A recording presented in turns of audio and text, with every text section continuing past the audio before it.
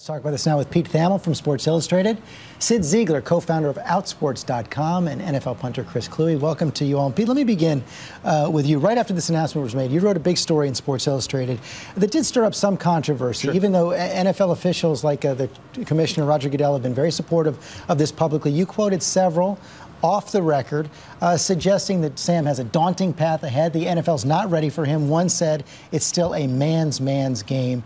Do you stand by that reporting? Do you think these private comments are more reflective of the public support we've seen for this? Well, certainly this is obviously a seminal moment in sport and in culture right now.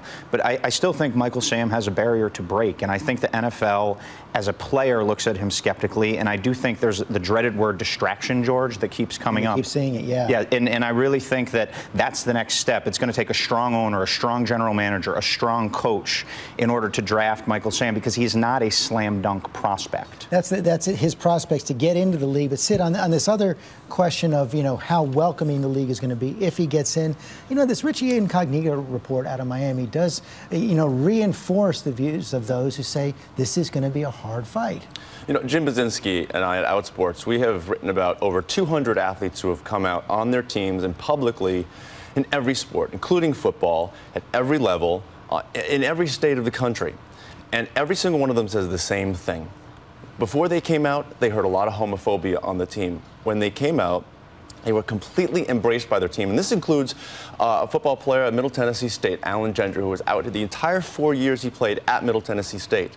After they came out, they are embraced by their teammates. And the people who were the most homophobic in the locker room before they came out are the first guys to come up to them, shake their hand, and apologize for what they said.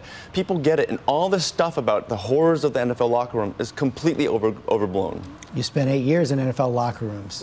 I agree with Sid. It's very much, if you haven't been inside an NFL locker room, you don't understand the camaraderie, the teamwork that goes on in there, because when you're in the locker room during the season, you spend more time with your teammates than you spend with your family. Like, you're there for 10, 11, 12 hours a day, and so you get to know guys really well. And I've always said that I think the main problems are going to come from executives and front office, because they're stuck in this older mindset, this older mentality, and they need to figure out, do they want to be Branch Rickey or do they want to be Ben Chapman? And you believe you were cut in part because of you were outspoken on the issue of gay rights. You spent some time with Michael Sam last Saturday before the announcement.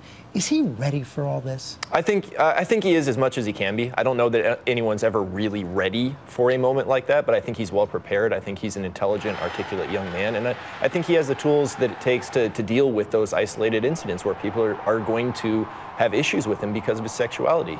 I think he'll be okay. Pete Thamel, those are the psychological issues. You were pointing out that, the physical barriers ahead facing Michael Sam. Some people say he's not fast enough. Some people say he's not big enough. Do you think, bottom line, that the act of coming out increases or decreases his chances? I think, George, in the bottom line, it would decrease it, because I had one former general manager tell me, in an NFL draft room, when you are sitting there, okay, we pick in 5 spots. We're gonna pick between these 3 players.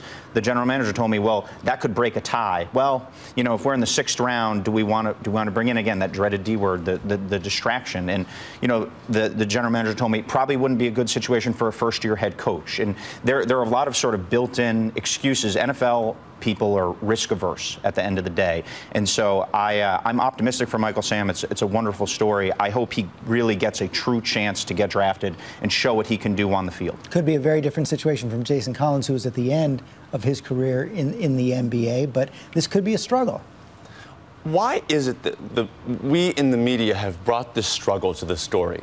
There is no evidence that this is going to be a struggle. Again, every athlete getting into the league? Yeah, why is it going to be a struggle? Why would it be any more so than for anybody else? The NFL teams, their whole goal is to get to the biggest media circus and the most distracting game of the entire season, the Super Bowl.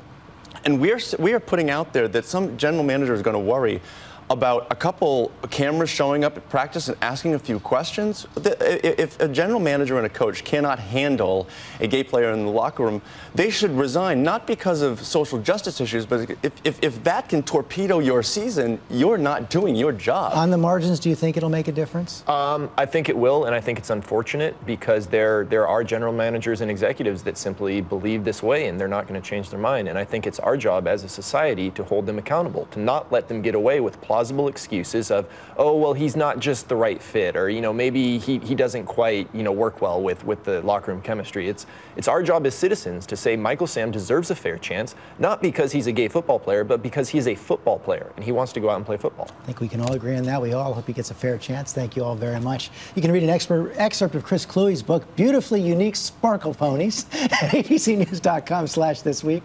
And when we come back, Kevin Spacey from House of Cards is here live. There he is.